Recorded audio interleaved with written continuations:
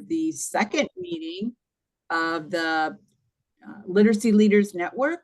So our first meeting was with Dan Heath. I don't know how many of you were able to join us back on September 26th, but we brought Dan Heath in. We've done several book studies by Dan Heath here at the SST. And we thought that his work really lent itself to what we're trying to accomplish this year. And so he kicked off multiple literacy networks for us, talking about resetting and how we can prepare and set ourselves up for complex change, because that's the room that we're all sitting in, you know, right now, with all of House Bill 33's mandates and things coming down the pike from the state, plus what we know is best for kids as we're learning more about how we learn and how kids learn to read. So we thought this was very fitting for a kickoff for our work this year together. So when we talked about Dan Heath, you can go ahead and switch the slide, Heather. He talked about resetting for complex change and how we can find those leverage points within our communities of where we're working, so that we can begin to leverage what we already have to start bringing that complex change that we're all looking for. So we're going to look at a very brief portion of the video that he shared in September. As you're watching it, if you could jot down or be thinking about what things already exist within your district, within your community, that you can leverage to bring about complex change. So be thinking about that as you're watching this video. We're going to watch about 3 minutes of this video. Specialists working out of State Support Team 1, and it's been exciting to be. Heather, we're going to start at 7:54.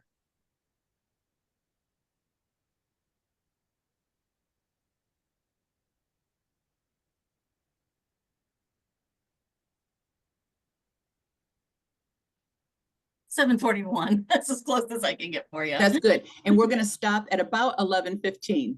Okay. Okay. Written with my brother Chip, 5 books in the past. The book I'm going to be talking about today is one that's coming out in January. It's called Reset: How to Change What's Not Working. And I want to give you some foreshadowing of this book. It starts from the premise that a lot of times in life, when we're trying to change something, it feels overwhelming. It feels like a giant boulder in our path, and we know intellectually that the boulder needs to move, and we've probably made some good faith efforts to push the boulder. But what we quickly realize is that effort is probably not what's holding us back. What we need is a different way of looking at the situation. We need to try to find a point of leverage that will allow us some hope of moving the boulder. But even in this analogy here, you notice the boulder still hasn't moved. We've just given ourselves the hope of movement. To move it, we would need to stack some assets on the business end of that lever. And this brings us to a conflict point in our story. Where do you get those resources to do something new? I mean, I don't know what your supply cabinets look like, but my guess is it doesn't look like this. There's not just, millions standing by at the ready for you to deploy for new initiatives and, employees waiting to be drafted into your cause. If you're going to do something new and you need new resources, they've got to come from what you've already got. Yeah? So you've already got people, you've got systems, you've got technology, and some of them are being used brilliantly. Some of them are being used counterproductively. The trick here is to take what you have and align them to push on the leverage point. So let me just summarize all that. What I'm going to talk about is a 2-point framework for making change. It starts with the need to find leverage points in the system and then to restack resources on that leverage point or leverage points. So I'm going to take this one part at a time. We'll start up top with leverage points. What leverage points acknowledge is that in complicated times, we simply can't address everything. I mean, nobody knows this better than people who work in the school system. You can't fix everything. You can't address everything. You can't even address most things. You probably can't even address a significant fraction of things. But you can address something. And that puts a lot of importance on the something that you choose. Those are the leverage points we're hoping for. These are interventions that are doable and worth doing. Doable in the sense that they're tractable in the short term, and worth doing in the sense that they amount to something. You know, we want to be able to move boulders, not pebbles. These are interventions that have a disproportionate impact.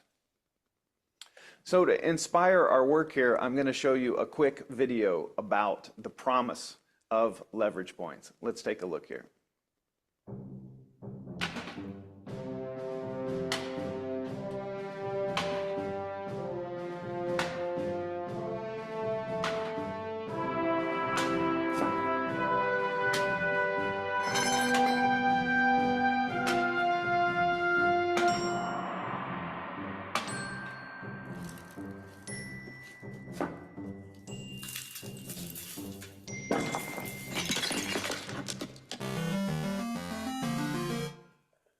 Do you ever feel like you're the person with that sledgehammer in the video?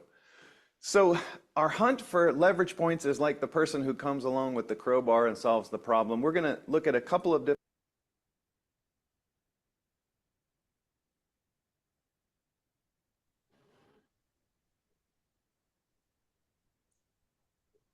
I know I have felt like the person with the sledgehammer, just working hard, and it doesn't seem to be that you're getting much movement. So hopefully you were able to list some of the things, the leverage points that you have, the resources, whether it be people, whether it be materials, whether it be monies that you still have to spend, whether it be new certifications by your teams that you can now utilize. Maybe you've got things in place, but we need to just better align them. You've got the technology. So hopefully you have a list of things that you can leverage, and we can begin to thinking about how we can align them to achieve the goals that we have. So when we're working toward complex change, when we think about this quote, every system is perfectly designed to get the results it gets. So let that sink in a little bit. Are you getting the results that you want? If not, this is where, if we want to improve outcomes, we're going to have to start messing with our systems so that our systems will be able to produce the outcomes that we're hoping for. And that is the crux of what we're going to be doing this year. This is the work that we're going to be doing together, because we have a lot of talent in this room. We have a lot of smart people, and we want to make sure that we are using the resources, which is all of you and us together, problem solving together in a meaningful way. So I think I know most of you, but I am Debbie Nagel, and I work out of State Support Team 1 as the regional literacy specialist. And so that is my role here. I know we've been working together with most of you for several years now. So I'm starting my 6th year here at State Support Team 1. So I'll pass this over to Nick. Good morning, everyone. My name is Nick Jacobs. I am the Urban Literacy Specialist serving Toledo in Region 1. I also do some adolescent literacy work, and just finished up days 1 and 2 of adaptive schools last week. So really happy to be here with all of you. Looking forward to the work that's ahead. I am in my 3rd year at State Support Team. So with that, I will pass it over to Heather. Good morning, everyone. I'm Heather Gaskins. I'm the early childhood consultant here at the State Support Team. So my scope of work is all things early childhood. I do have an extensive background in emergent literacy, as well as working with the PBIS work across the state. So I'm involved with that. And thrilled to be here with you to learn alongside you and to network with all of you. And I am in my 16th year here at the State Support Team. Welcome to all of you. All right, now we're pretty excited that we have district collaborators this year. We're pretty excited about that. As we were planning for this year together, the thought came is like, why don't we bring some of our district leaders so that we hear the voices of the people that are doing the work in the districts so that we can hopefully better support you. And so we're very excited that a couple people agreed to jump in this very first year and start planning with us. And so we're very excited about that. So I'm going to pass this over to Penny Kidd and let her introduce herself. Good morning. My name is Penny Kidd. I am the District Literacy and Library Specialist in Maumee City Schools. This is my 31st year of teaching. I was in the classroom, but have become a literacy coach in the last couple of years. So thanks for the opportunity. And is Barb here? She's not. I'm going to have Nick. Nick knows Barb well. And so Barb is not able to join us, but I'm going to have Nick introduce her for us, please. So Barb Kosh works for Leona Group, which is a management company that supports a number of community charter schools in Toledo. She had spent years as a third grade teacher and probably the past 8 years as an assistant school leader and instructional coach in a school that I left to come to the state support team. So she brings a lot of great experience with those complex systems that sometimes can be unique to community and charter schools. So something came up last minute. She wishes she could be here, but she is here in spirit. So. Okay, with that, I'd like you to all take just a moment and introduce yourselves in the chat. Go ahead and type your name, the districts that you serve, and the role that you serve in those districts.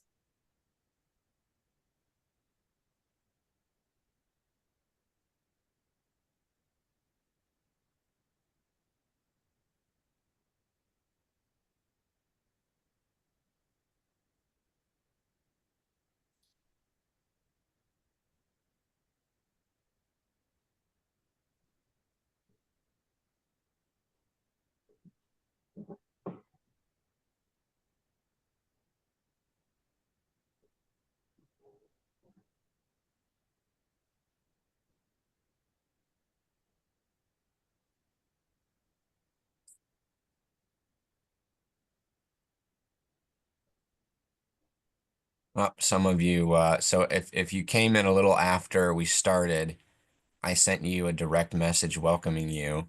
The problem is if you don't switch it to everyone, you will just continue sending your correspondent messages to me only.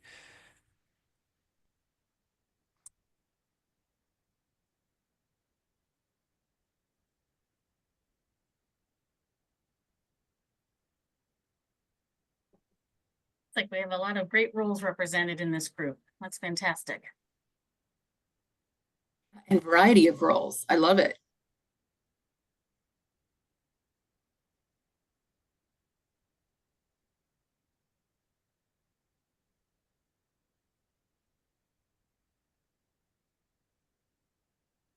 Yeah. Thank you, everybody. Welcome. We're very excited that you are here. Okay, well, with that, we wanted to just share a couple of slides with you on sort of what the purpose of this group is, this particular network, and sort of the overall vision. So really what we are hoping to accomplish is to create that collaborative network of reciprocal support, both at that individual level, but also collectively as a group. We really want to draw upon your expertise so that we can continue to build forward a pathway to grow those literacy outcomes here in Region 1. So we're really excited about that vision and the goals that we are setting forth. And sort of the reason why, if you were participating in this network last year, you may remember it was a lot of professional development, a lot of information giving, that sort of thing. And so really, we wanted to capitalize on the fact that you all are bringing a wealth of experience and gifts with you, and you all are one another's best resource. So instead of a lot of that one-way communication, we really wanted to make this a reciprocal process where everybody's participating. We understand that change is hard, and there's a lot of change taking place in the state of Ohio right now. And we want to honor everything that you're bringing to the table to really create that true collaborative network. And so that's really what we're hoping to accomplish with the changes. And you're going to find that we're going to be leaning on you more to share your thoughts and your expertise with us. We've got some exciting breakout room kinds of things coming up, and really kind of move forward with that sort of vein of the network. So we're excited that you're here to support that work. We did a little bit of a tweak to sort of how we're going to run these network sessions. They are each an hour and a half long. So that first hour is really going to be your content, the meeting time, that networking opportunity around particular topics, and we'll kind of lay that out for you as we proceed through today. And then the final 30 minutes of our time together will really be policy updates. Debbie already has a lot to share with you that coming up with this first 30 minutes at the end of our time together today, as well as support any questions that you might have towards the end of our time together. So that's how we're going to move forward with this particular network. And again, we're so glad that you're here. All right. So, but before we move on, I just want to pause. What questions do you have? Are there questions initially of who we are, what we want to do? It will become clear as we walk through this, but we really wanted to lean into the word network in the title, Literacy Leaders Network. And so we're going to introduce this Lippitt-Noster model for complex change today, and this will be the through line of all of the conversations that we have, and the lens at which we look through when we're having conversations about what initiatives are happening in your districts, in your buildings, and how might you be strategic in either planning or diagnosing issues as they arise. So we're gonna kick off this meeting and really this year with introducing this framework called the Lippitt-Noster model that again is meant to manage complex changes. And it's really it allows you to see all of the major things, these major domains that are incorporated in complex change to make it successful, and it gives you a framework to see, A, whether the ingredients, and B, if something's missing, how might you detect that? So, Heather, if you go to the next slide, we've got just a really short video kind of giving an overview of the Lippitt-Noster model.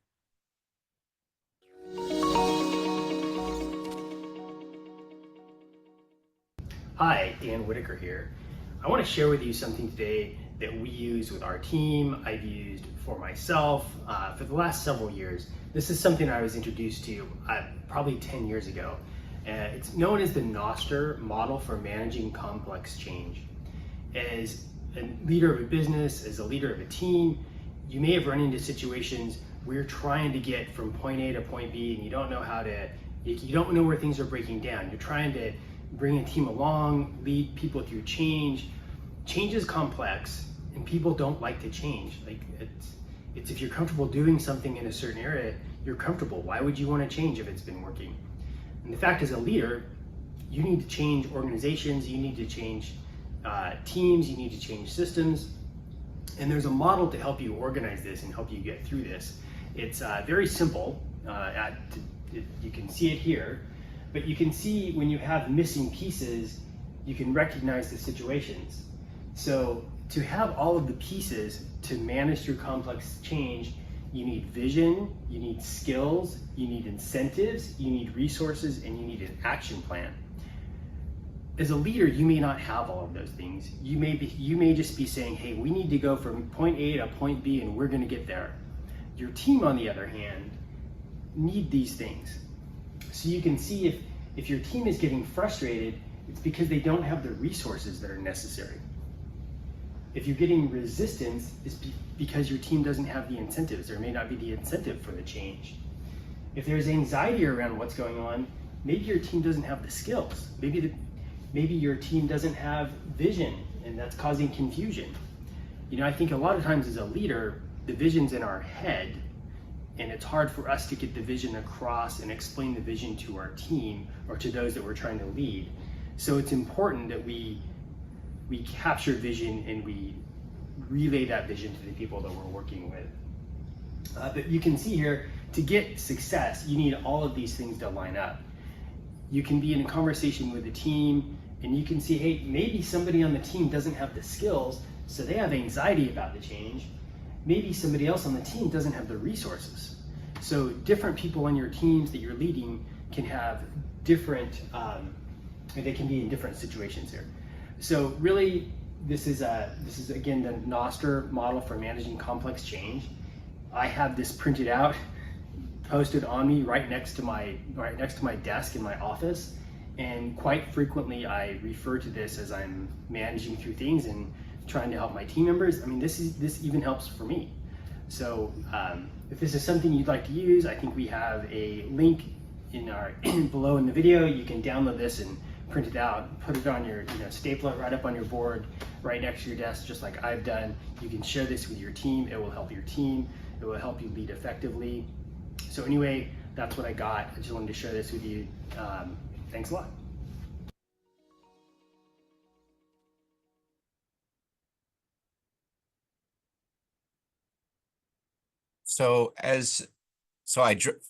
Couple things. I dropped a PDF of the Lippitt Noster model in the chat, so you all should be able to open that up.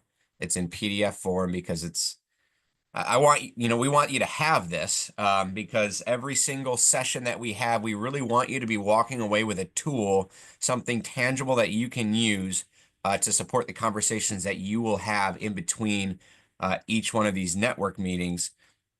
But there is the model for complex change. One thing that's interesting, the word complex. So the example I always use is if you're trying to build a jet engine process to build, that's very complicated. There's a lot of parts, but and we might have to learn the language, but essentially, if you're trying to build an engine, there are directions that if you follow step by step each direction, although it's really complicated, it can be done by someone who can read and follow the directions. What makes complex change different is there are so many moving parts at the same time, and it's often unpredictable and uncontrollable.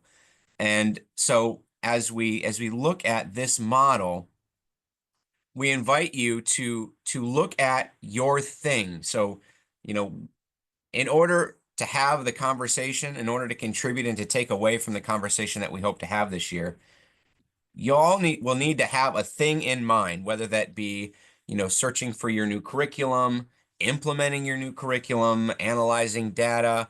Maybe there's just a different initiative tied to professional development in your building or district. So that's first things first is if we're going to have a conversation and you're going to take value from the things that we'll talk about, you should be framing all of the things that we mention, all the things that you're thinking about through that one initiative. And then as we navigate through this year, as we look at each one of these aspects of the model, you can kind of plan or diagnose where you are in that process. And then, Heather, you can go to the next one. So I'm going to use an example. So this year we've started in our office a literacy work group, and essentially, it's an initiative that is meant to take a look at how Tier 1 literacy instruction is going across our entire region. So this is a new work group.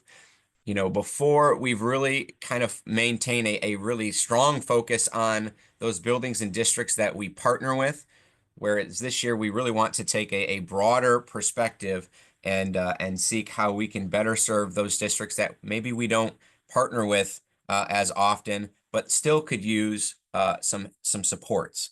So if you go to the next slide. So we've, we might use the Lipit model more as a planning tool. And so if you click a couple of times, there's three ovals. So acknowledging that, this is not a linear process, it's possible to be missing more than one thing in this equation at the same time. So, to give context, we had started our conversations. We don't really have an action plan, and our vision is still kind of coming into shape. We've decided as a group, as Dan Heath had put it, where is your leverage point? Where might you start in doing, the next best thing to move your initiative along? We decided really to lean into those resources that we have, but that we still need to gather, digest, analyze, and understand. So this model, brought us clarity in terms of, A, what we're missing, but B, how might we provide a sequence for our own actions and our own decision making so that we can, continue to maintain progress, knowing that once we have a firm grasp on resources and we can get a clear picture of what Tier 1 literacy achievement looks like in Region 1, then we can really begin to build our vision and then support it with an action plan. So that was the Lipit model. Before I ask you about your thing, what questions do you have about the Lipit model?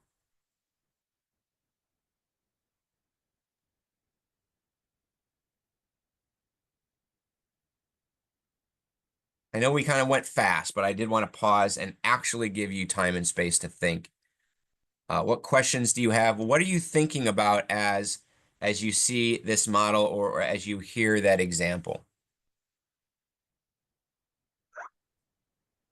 I guess Feel free to unmute. when Melissa? when I look at it, I just think about what gaps we might have as we're implementing phase 1 of different curriculum.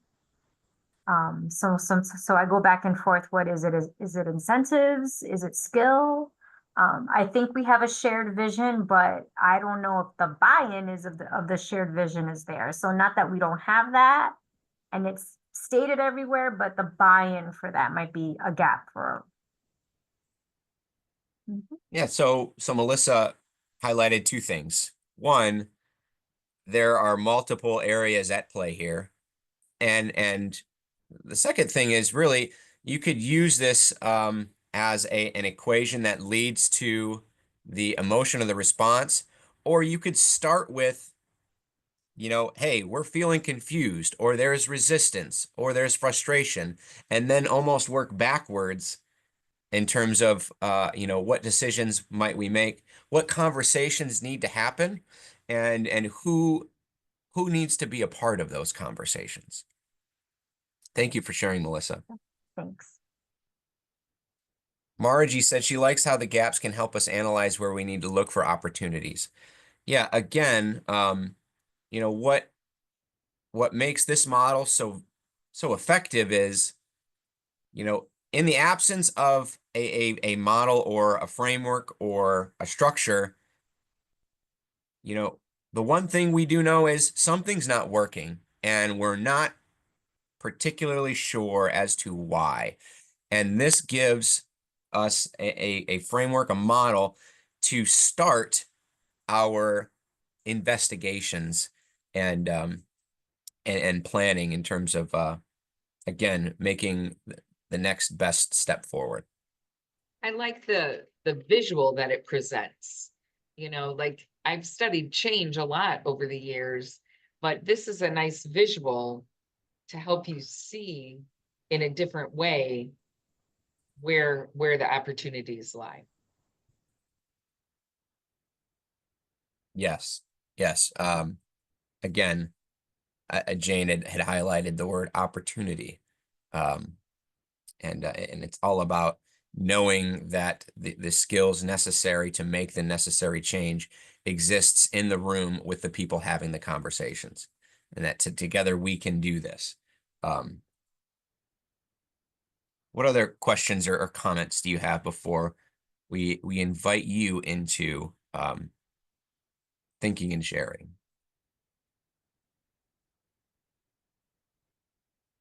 Okay, Heather, can you go to the next slide?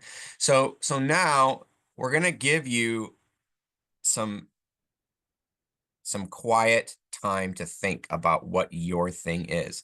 And if you have, because we have a variety of district level and building level positions represented in this Zoom call. So you might have more than one thing, right? You know, to provide a focus, pick one thing. And think about what your one thing is. How are you, at what point are you in that thing? Are you in the planning phases? Are you in initial implementation?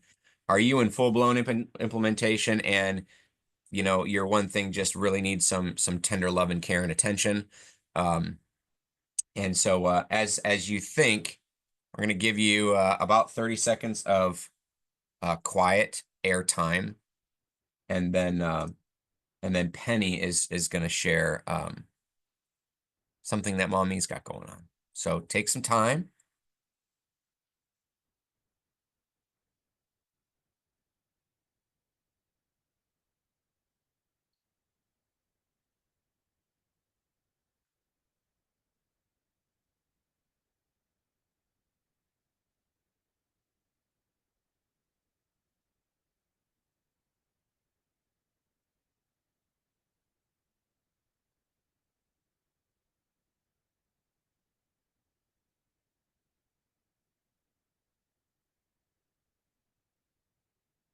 All right, Penny. I think we've given them all 30 seconds on Zoom is a long 30 seconds.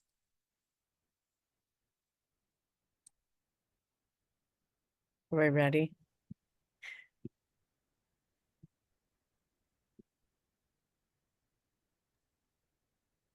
So Melissa, when you were talking, I was thinking about that our thing in Mommy is similar to yours. We have new curriculum based on science of reading and having to change because we were Fountas and Pinnell.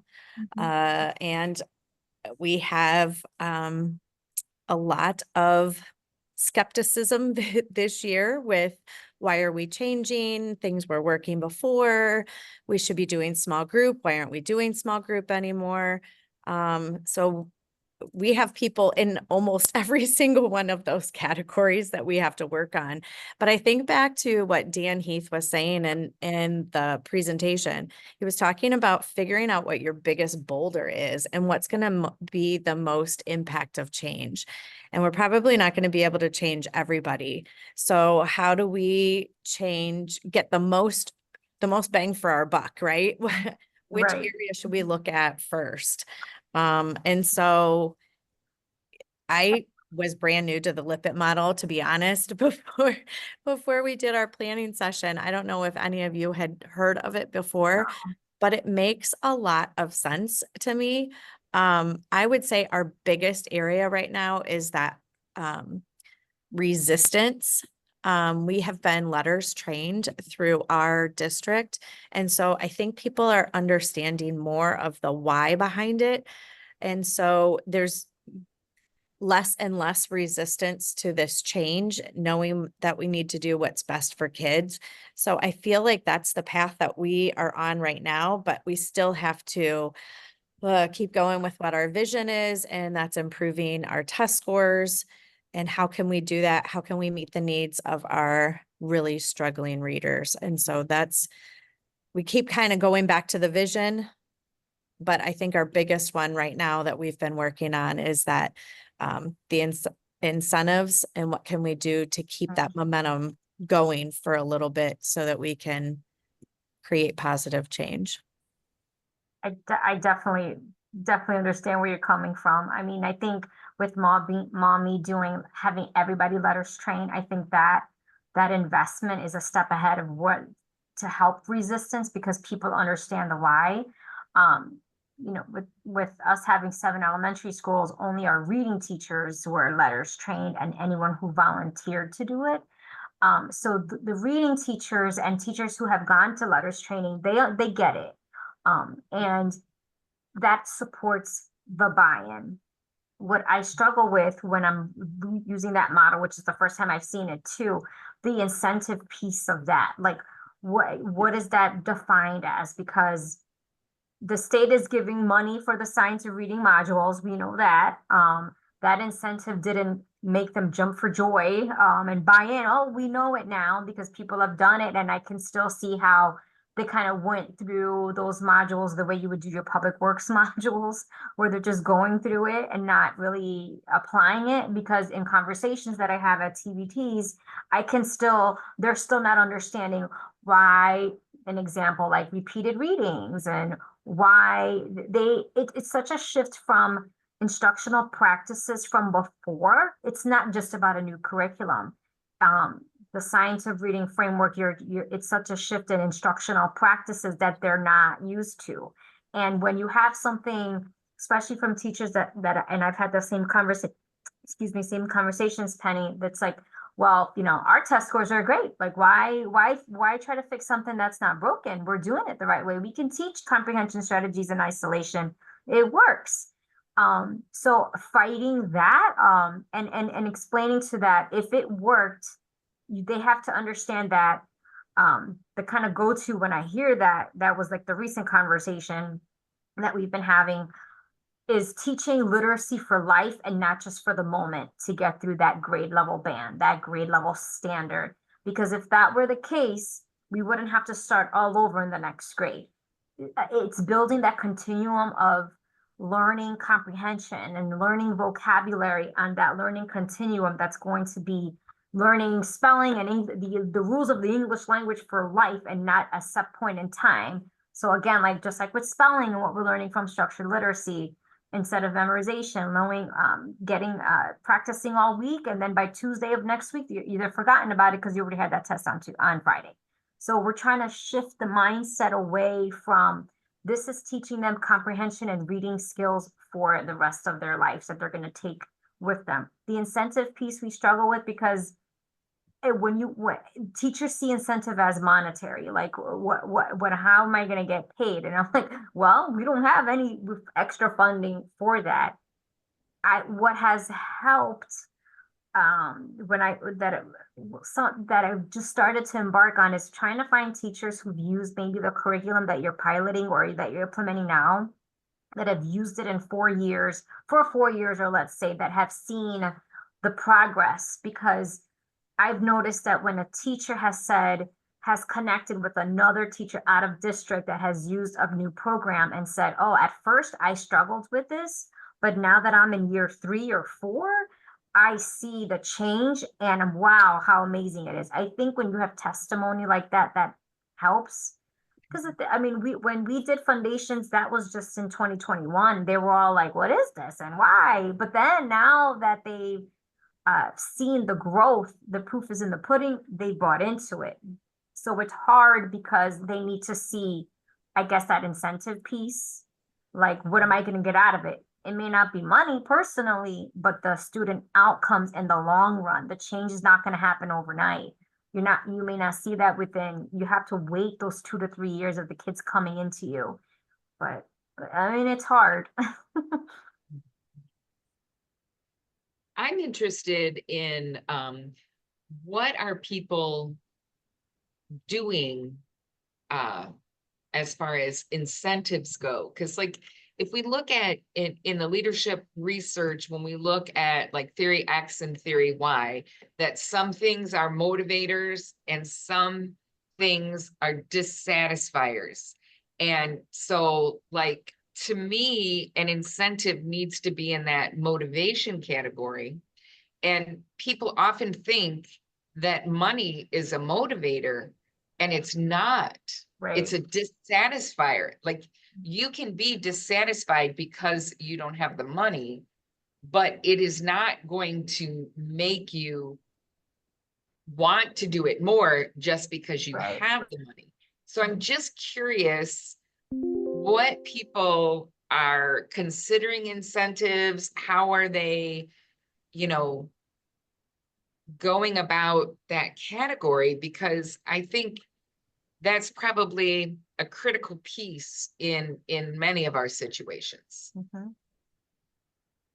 Well, and Margie, at that instructional coaches meeting, I mentioned SCARF and the SCARF model and, the idea that, there are 5 things: status, certainty, autonomy, relatedness, and fairness that our brain almost diagnoses as a threat or a reward, and that we engage in things that we deem as rewards, and we avoid things that our brain tells us are threats. And so it's really in the absence of tangible things that teachers and administrators get, it's and I'll put some SCARF stuff on the Padlet, so that if you have no idea what I'm talking about, maybe you'll have a little idea what I'm talking about after I share some resources. But I find, even in the conversations that I have, leveraging the SCARF model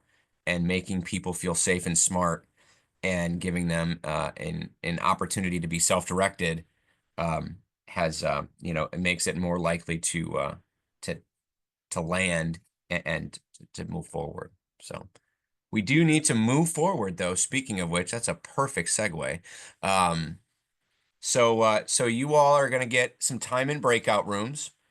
So I think we have 3 or 4 of in each breakout room. So you're going to say your name, your title, and the school or district that you're coming from. You're going to share what your literacy thing is.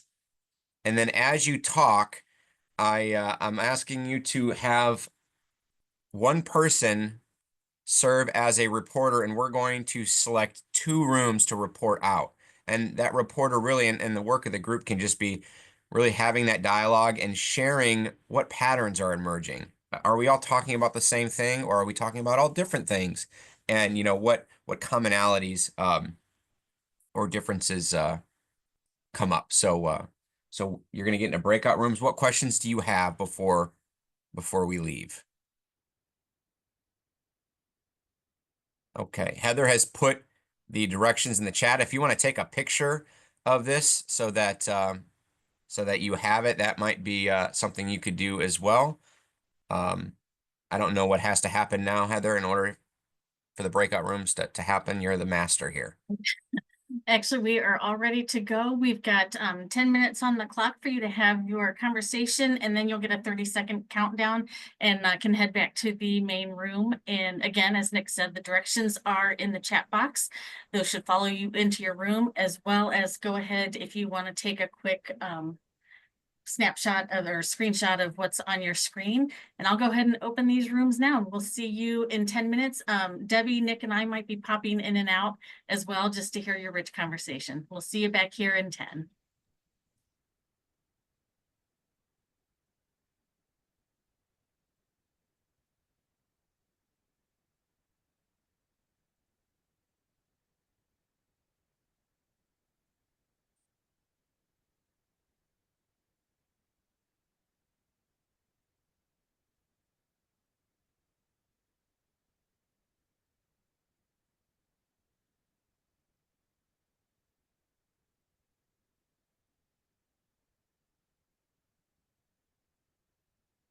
Maria sent something that said she had to step out for a minute.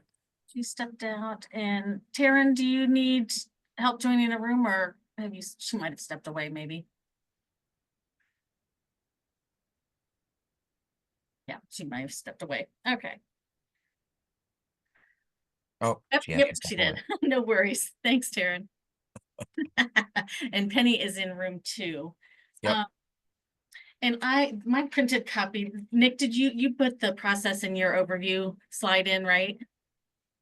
Say that again. The process, I'm just gonna look. Oh, yep, there it is. Okay. Oh, the year-long overview? Yeah. Yeah. That's snazzy.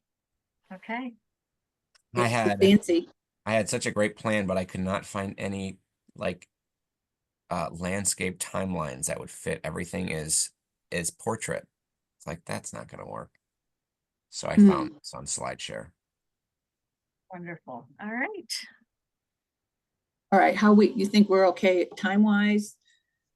Yep, we've got, yeah, and we've got 8 minutes left in the breakout room.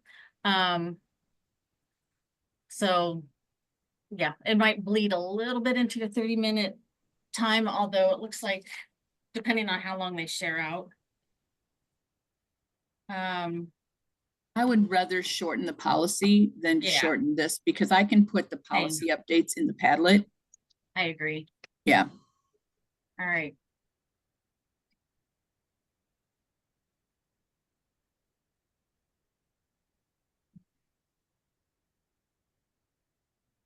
And if you guys want to join a room, you can. I can assign you, or if you want to just chill here for a minute, that works too. I'll pop into a couple, so I can go in and then come back and then go Yep. to a different room. Okay, cool. Yes. All right, I'm gonna pop in to room 4 Okay. and then and then I'm gonna go to room 2. Okay.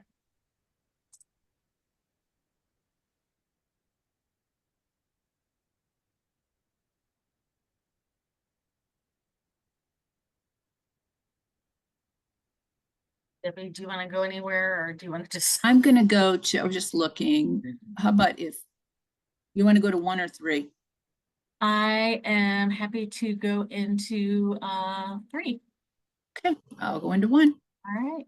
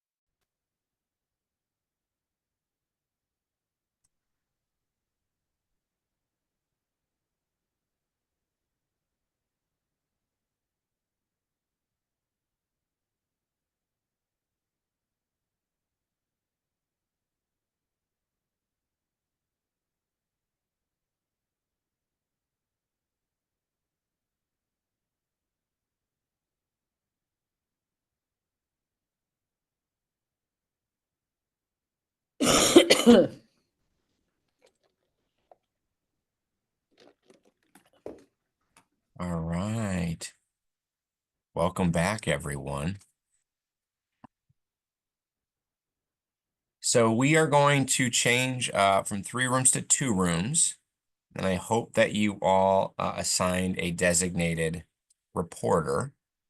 And what I'm going to ask from you is just a 1 to 2 sentence wrap up or summary. What patterns emerged? Were there any ha-has? Just, summarize your conversation. So we're going to hear from room 1 first, which was Diana, Jane, Megan, that room.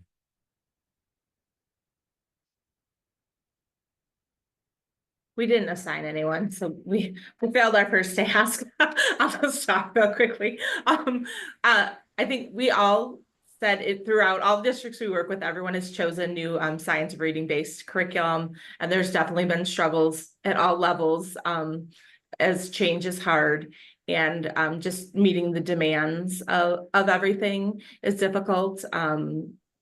Springfield and TPS are fortunate enough to be able to implement literacy coaches. And Jane was just discussing how she tries to support, but because she's in 2 smaller community schools that she supports, they don't have that same advantage. So there are struggles there. So everyone's just trying to use the resources they have, but of course, everyone doesn't have the same resources. So issues are a commonality, but the tools and resources to support what needs to happen may differ from building to building, district to district. Correct. Thank you. And then room 3, which was Linda, Melissa, and Nikki. We also did not choose a spokesperson, but real quick, it was just some of the teacher resistance to change, looking at, even though they should have some understanding of the science of reading and what it entails, it's getting them to make those small shifts in their mindset and in their past practice to grow the student forward as to where we need to be going. And that as we're asking our students to have productive struggle, also asking the teachers to have that, but in both cases, very easy for them to throw their hands in the air and say, this can't be done, and move on to something else. Yeah, your group, surfaced the crux in all of this is,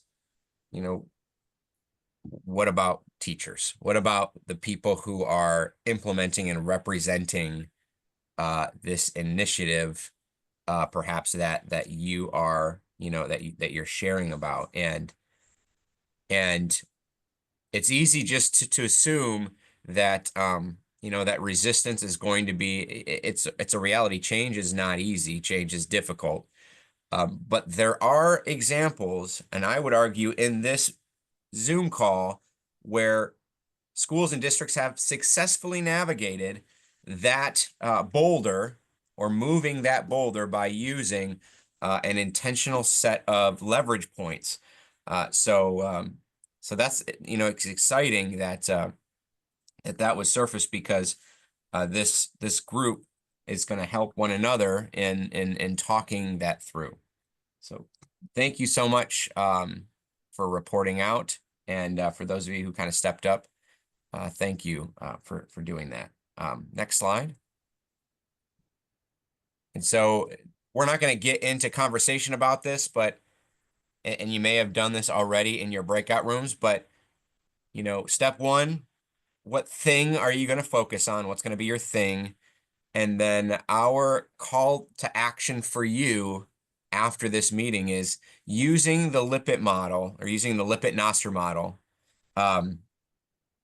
Where might you start disrupting the negative or the bad, or the hurdles or the boulders, or whatever metaphor you want to use? How might you support progress in that thing using this Lippitt model?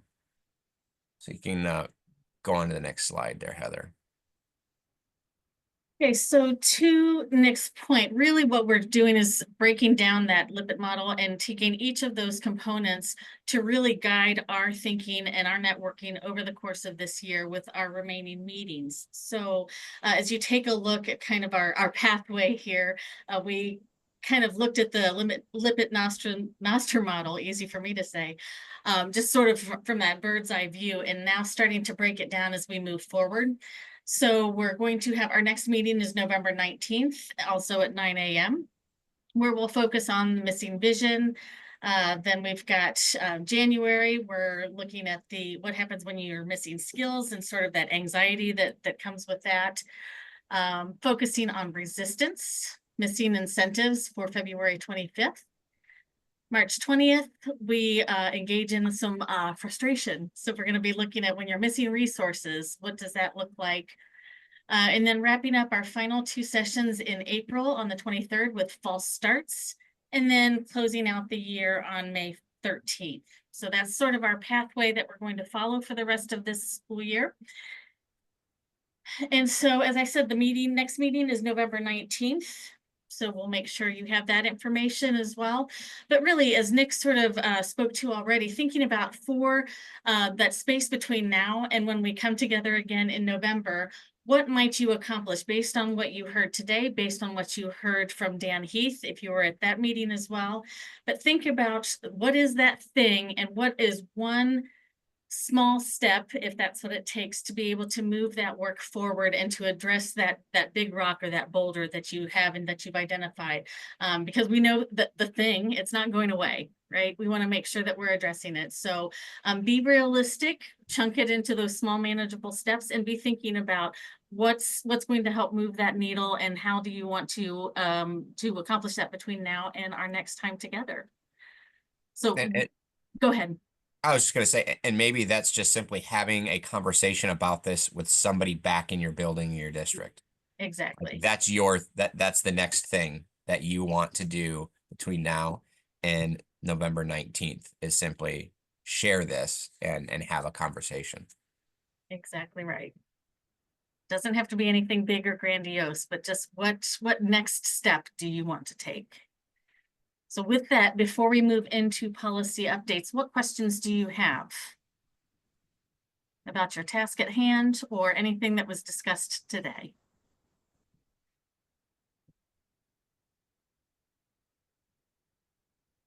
Okay. Well, with that, if questions do come up, there is always the chat box, so please feel free to drop any questions that come along as we move forward. But now we're going to turn it over to Debbie, and she has some great updates to share with you.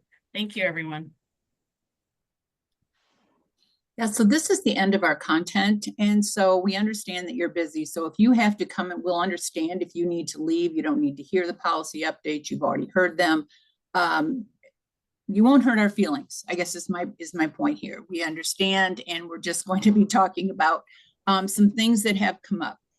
I attended a policy update from the department on Friday. I did learn a few things that I did not know before.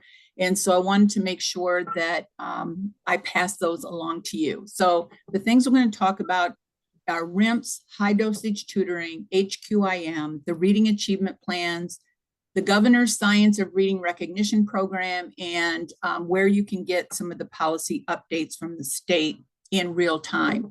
I will be putting all this in the Padlet as well. So if you miss anything, don't worry about it. We'll put all the information and the links to this in the Padlet. All right, so we're going to go ahead and start with RIMPS. This is, I'm getting a lot of questions about RIMPS right now. We can move to the next slide, Heather. So this is RIMPS season where people are frantically writing their RIMPS. And we have had some questions about 4th and 5th grade in particular. And so by last year was the first year that 4th graders, so we're talking about the 2023-2024 school year, that was the first year that 4th graders were required to be on a RIMP. This school year, the 24-25 school year, we have added 5th grade. So when you did your screening and those kids that were off track, all of those children are to be on RIMS, and now we're through 5th grade. There is, however, I feel like it's fairly clear cut from kindergarten through 3rd, and it's pretty clear cut in 5th grade. But where questions come up is that transition between 3rd and 4th grade. The state did come up with, if you want to go ahead and change the slide, they did come up with this decision rule template, which I think is incredibly helpful for 4th grade.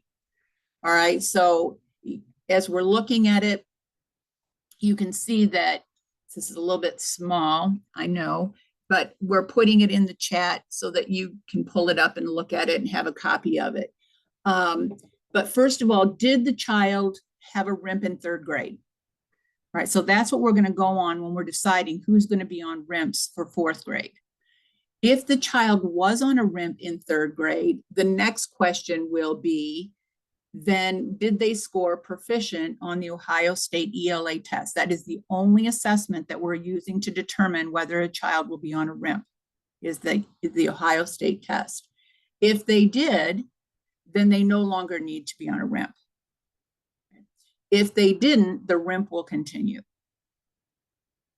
All right, now if they weren't on a RIMP in 4th grade, all right, so the next question we're going to ask is, did the student meet the promotion score?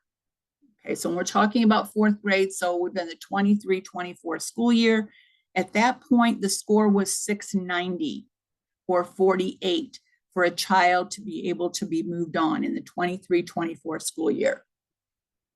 Okay, so now in the 24-25 school year, we have now hit that proficient number of 700 or 50. So the score will not change any longer. You know, so you've seen on the 3rd grade reading guarantee how that promotion score has continued to escalate every year. Well, we've now hit proficient at 700. So from this year going forward, that score will not change. Okay, so we're going to be using that 700.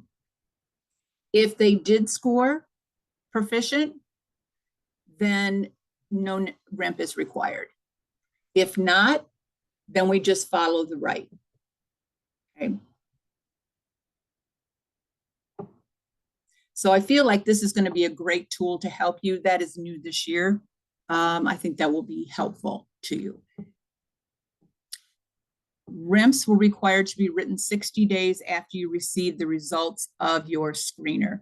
Also, keep in mind that in the 3rd grade reading guarantee, because it's a law, there is some terminology that is not correct in the law. For example, they use screener, the word screener, as a diagnostic, and they use diagnostic as a screener.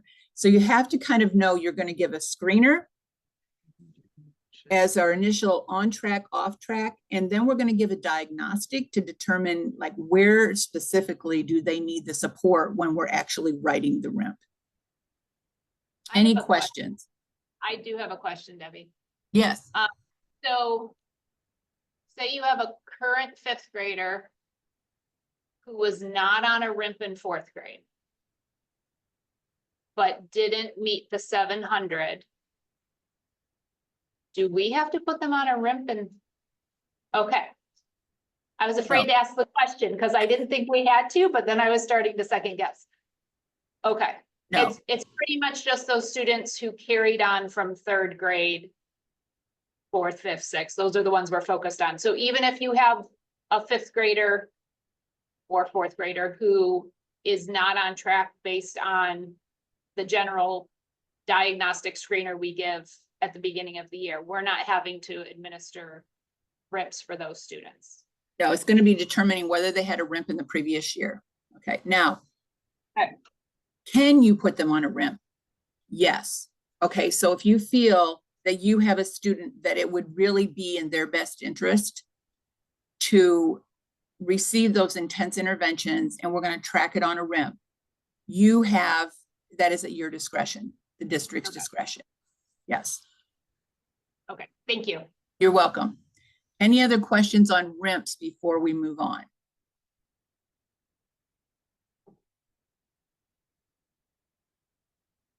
Okay, so the next part I'm going to move on is to high dosage tutoring. This is where the big change came. If you're reading the third grade reading guarantee document, it talks about high dosage tutoring. And in those documents, it discusses that high dosage tutoring is over and above tier 1, tier 2, tier 3 instruction. On top of that, we needed to offer high dosage tutoring. This is where the change came in as of Friday when I attended the policy meeting. We can now meet that requirement for high dosage tutoring for children that are on RIMS. Every child on a RIMP must receive high dosage tutoring. We can now meet that through tier 2 and tier 3 instruction, as long as the intervention meets the criteria for high dosage tutoring. Okay. So I'll say that again. This is a new, as of Friday, at least that's when I learned about it, on Friday. I'll say it that way. That in the previous I guess I should say the current handbook, high dosage tutoring was over and above tier 1, tier 2, tier 3. It was an addition. This is the change. We can now meet that requirement in tiers 2 and 3 as long as the intervention we are using meets the definition of high dosage tutoring. And that is spelled out specifically in the third grade reading guarantee handbook.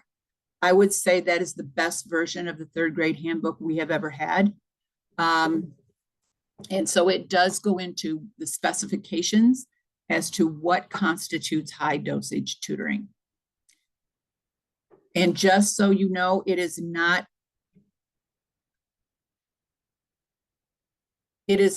technical. Like you have to have a person there. Okay. It can't be done online.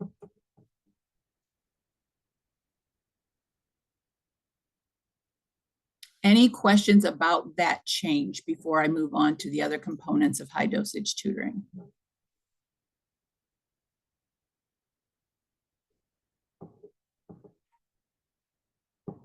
Okay. Debbie, that also includes their 90 minutes of instruction, right? So That is correct. taking tier 1, tier 2, tier 3, all, and as long as it follows the HDT, it counts. Correct. Thank you. So on our literacy committee meeting, we just discussed this as well. And even in the third grade reading guarantee, because that's where we looked at it, it is a little confusing because at the top of where it talks about high dosage tutoring, it says like it can't be included, but then you look further down and then it says it can be included. So even within that document, it is a little bit misleading. So did they change that document since the July 2024 update? No, I'm sure they're working on it, but you are right, and we brought that up to them, is how in one place it says this and in another place it says this, and they go against one another, right? So we did bring that up. So what was shared in the chat, if you can share the decision rules, Heather, there's an FAQ for high dosage tutoring that they have created. Heather's going to share the link for that in the chat. I will also put it in the Padlet so that you will have it there, but it answers many of the questions. As far as rewriting, they did not mention whether they're going to rewrite the third grade reading guarantee to make those changes, but I will assume that that will be coming. How quickly, I don't know, but okay, as long as we have something in writing from them, so as long as it's on this FAQ, then I think it will be good for us. Yeah, it is on this FAQ, which was just put in the chat. And it makes much more sense. You do not have access to the Padlet yet. You will today.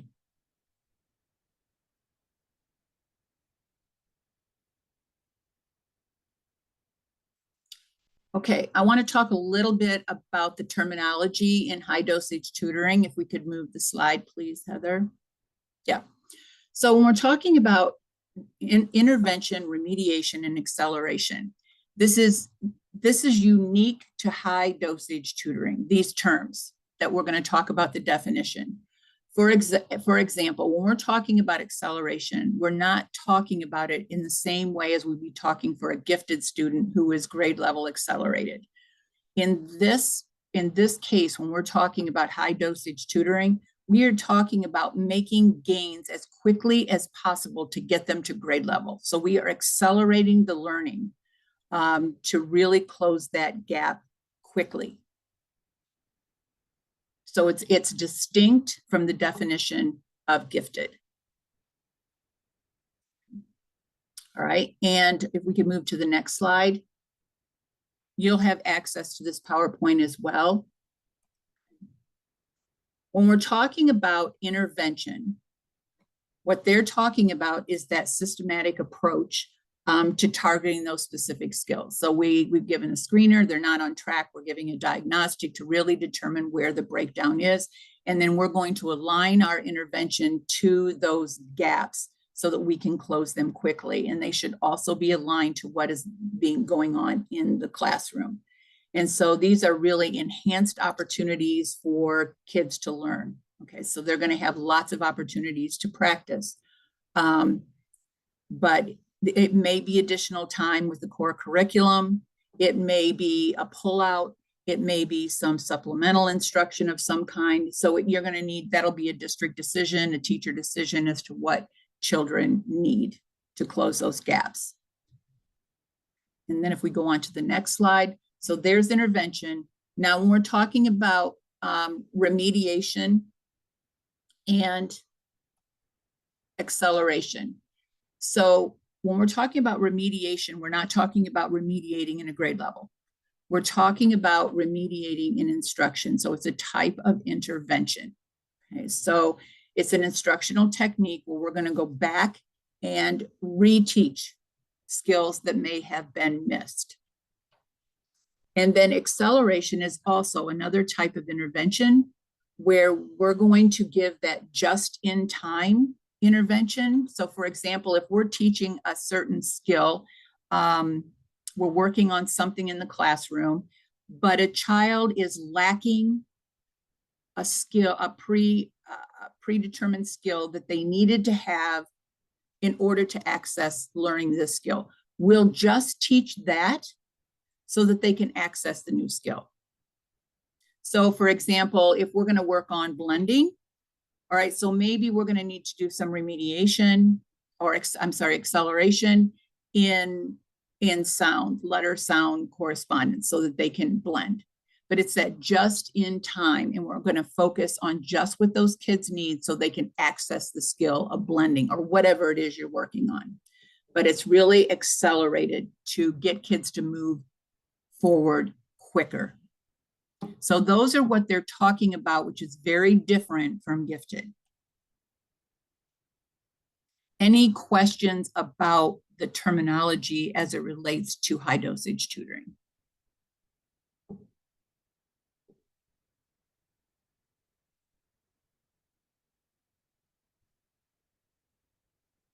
Okay, going to the next slide. This slide was actually taken directly from the PowerPoint that was shared at the policy update. And this is talking about administrator responsibilities as far as high dosage tutoring, and they are holding administration accountable for this.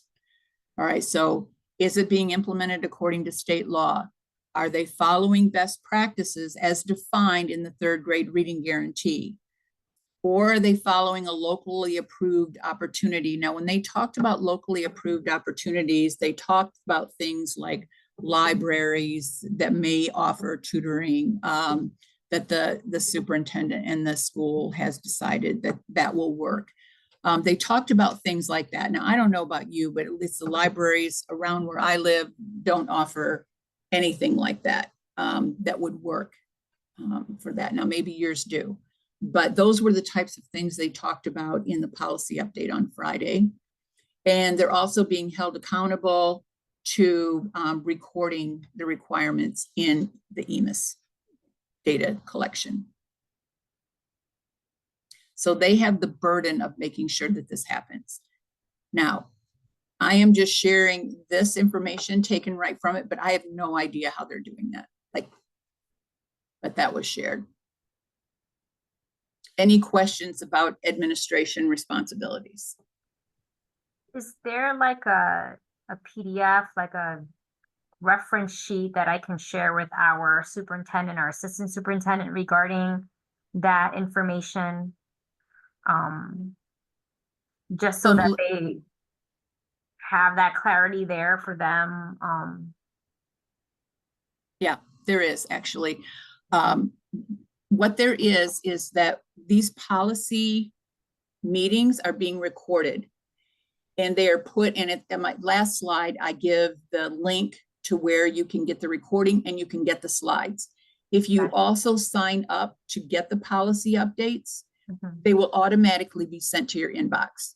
All right, so that will help you with that. Now, I will say I attended the policy meeting on Friday and I have not received the slides or the recording yet. So I don't know what the turnover time is on that. It takes a few days. Sure. But that's all on the DEW's website. Okay. Yeah. Is that in relation to what we've been hearing about in terms of like a literacy audit? I believe that's coming up with the HQIM. Oh, okay. Not so much Probably. with practices and things like Yeah, so this is specific to high dosage tutoring. Mhm. Okay. So any questions about that, and we'll move right into HQIM. Mhm. Mhm. Did they give any clarification on how they're gonna, what they're looking for to report that to the EMIS, whether or not they are on a RIMP, or like, what are we counting as high dosage tutoring? Did they give any indication on what they're going to be requiring or requesting from the district?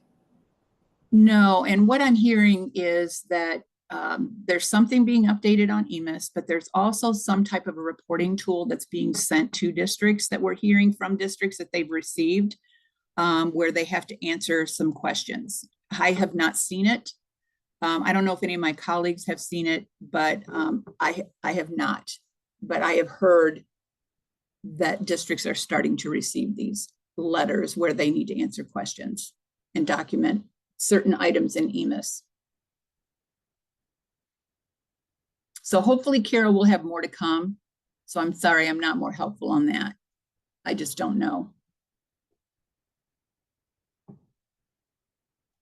Okay, so if we can move on to HQIM. What you're seeing here are just some guidance documents, and there's links to each of these which will be shared with you, but there's a guidance for high quality instructional materials, core curriculum, and intervention. So there's a guidance document that was shared. There's an ELA core curriculum implementation planning tool that the DO created to support districts. So there's also a link for that.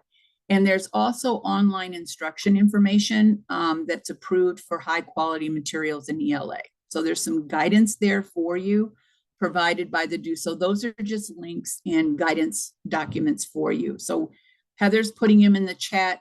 They will also be in the Padlet for you to take a look at more deeply. We don't have time today, but I wanted to make sure that they were in your hands. Okay, we'll go to the next slide. I feel like this is important as well, is that right now, the DO is currently analyzing EMIS data to identify districts who are not aligned, partially aligned, fully aligned in their science of reading curriculum in both core and intervention. And then letters are going to be going out to districts that are not aligned. And then the department is going to determine how they're going to provide support to those districts. Okay, so I guess that this is just stating that there's going to be some monitoring on all of this. So House Bill 33 requires that districts adopt curriculum for both core and intervention that aligns to science of reading and that are on the approved list. And this is a follow-up to make sure that that is happening.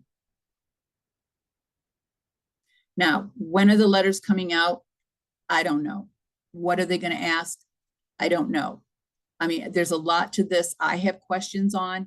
What are we putting in EMIS to do this. I mean, I don't have answers to that, but I did want you to know that they are already beginning to collect that data.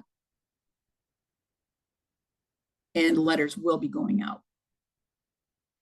This was also shared. I copied this information directly from the policy update that I got on Friday to make sure that it was exactly the way they shared it.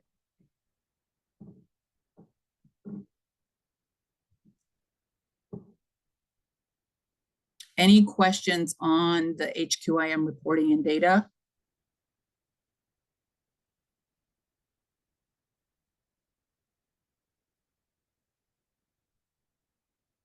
Okay, I'm going to go on to the reading achievement plans. So this is new. If you were a district that had to write a reading achievement plan, and you may have just written it last year. So this year, you don't have to rewrite it if you wrote one last year. What you will be filling out is a progress report. How are you implementing are you doing what you said you were going to do, basically? And is it working? Do things need to be adjusted? So this progress report, Heather just put it into the chat. That's what you'll be filling out instead of rewriting your whole plan. Noting that you may need to change bits and pieces, you may need to update it, like we thought this was going to work. It's not working the way we thought, so we're going to go ahead and make a change. Maybe we didn't adopt the curriculum we thought we were, and now we're doing this. I mean, there can be a whole lot of changes from last year to this year because of House Bill 33. We're kind of ending that first year after House Bill 33 came into being. And so this I actually was pretty happy about. The districts don't have to rewrite from scratch their reading achievement plan. So if you were a district that had to write this, this is good news. There's about 7 or 8 questions that you answer. Any questions on the progress report for districts that wrote RAPs last year? The due date is still the same. They're due December 31st. If you're writing a progress report, it's also due by December 31st.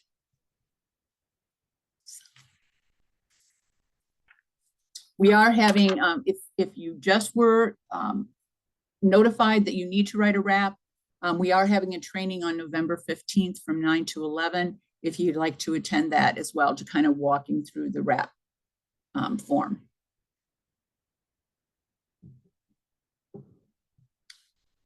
Okay, and we'll move on.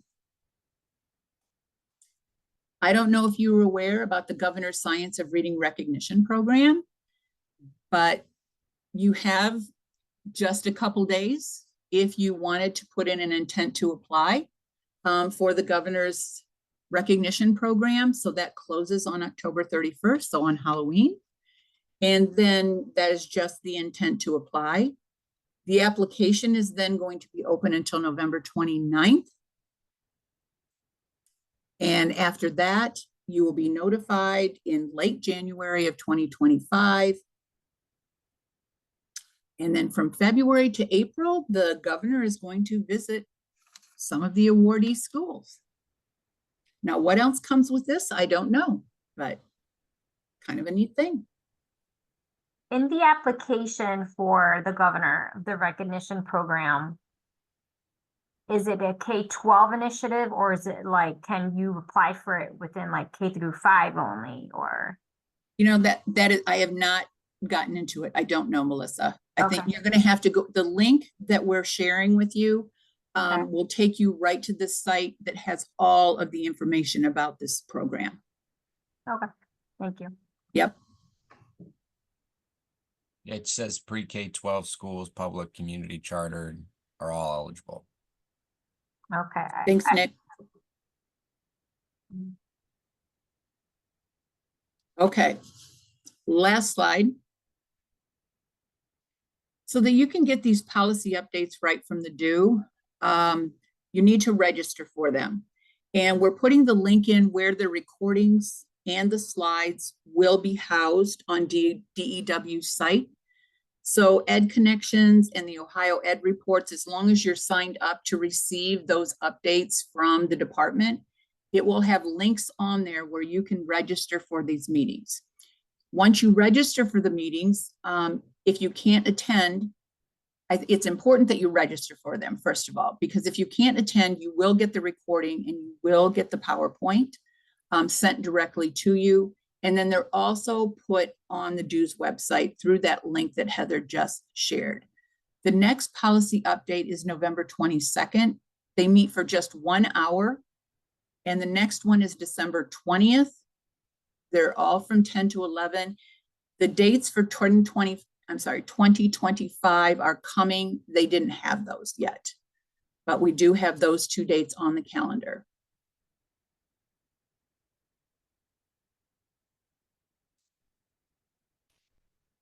So those are all the policy updates I have. That's all I have. So it's a lot, but I was actually as surprised as you are, or maybe about some of these changes. There were 2 or 3 that I had no idea. Some I'm pretty happy about. I think they're going to make it much easier on districts. So we will get the Padlet together. It'll be sent out today. All of these links will be on there for you. So they'll be all housed in one place. Any questions before I let you go? I'm sorry, we ran over a couple minutes. I just wanted to say, I appreciate the policy update as well.